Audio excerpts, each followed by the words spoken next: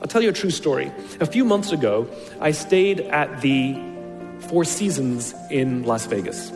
It is a wonderful hotel. And the reason it's a wonderful hotel is not because of the fancy beds. Any hotel can go and buy a fancy bed. The reason it's a wonderful hotel is because of the people who work there.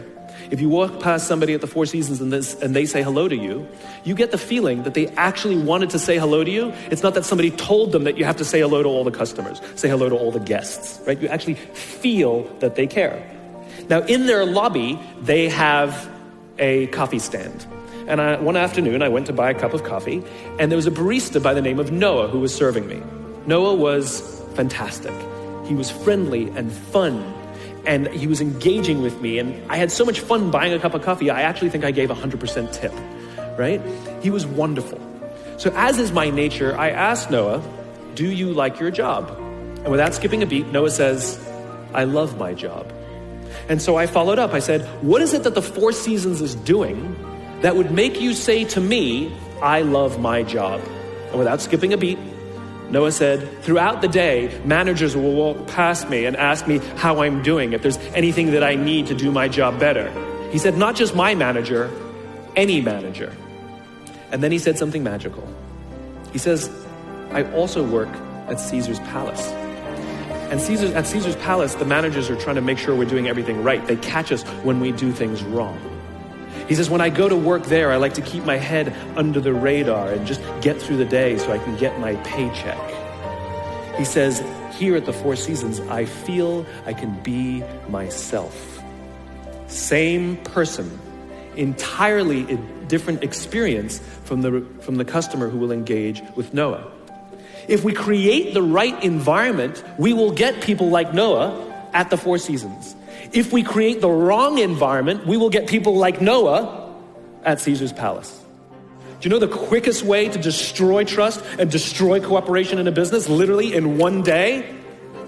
Lay people off, and everyone gets scared. And forget about the people who lost their job. Think about the people who kept their jobs. Because every single decision a company makes is a piece of communication. And the company has just communicated to everybody else, this is not a meritocracy. We don't care how hard you work or how long you've worked here. If we miss our numbers and you happen to fall on the wrong side of the spreadsheet, I'm sorry, we cannot guarantee employment. In other words, we come to work every day afraid. And we're asking our youngest generation to work in environments where how would any of us ever stand up and admit, I made a mistake? We're constantly being told, you have to be vulnerable. Leaders are vulnerable. What does that even mean? It doesn't mean you walk around crying, I'm vulnerable, right? No, what vulnerability means is you create an environment in which someone feels safe enough to raise their hand and said, I don't know what I'm doing. You've given me a job and I haven't been trained to do it. I need help. I made a mistake. I screwed something up. I'm scared. I'm worried. All of these things no one would ever admit inside a company because it puts a target on your head in case there's another round. And so we keep it to ourselves. And how can a company ever do well if nobody's ever willing to admit they made a mistake, that's scared, or they don't know what they're doing? And so we've literally created cultures in which every single day everybody comes to work and lies, hides, and fakes. And we're asking our youngest generation to work and succeed and find themselves and build their confidence and overcome their addiction to technology and build strong relationships at work. We're asking them to do this, and these are the environments we've created. We keep saying to them, you're the future leaders. We're the leaders now. We're in control. What are we doing? This is what empathy means. It means if there's an entire generation struggling, maybe it's not them. It's like, the only thing that the common factor in all my failed relationships? Me. Same thing. Well, we just can't get the right performance out of our people. Maybe it's you. Right? It's not a generation. It's not them. They're not difficult or hard to understand. They're human beings like the rest of us, trying to find their way, trying to work in a place where they feel that someone cares about them as a human being. By the way, that's what we all want. In other words, it's not even generational. It's all of us. This is the practice of empathy.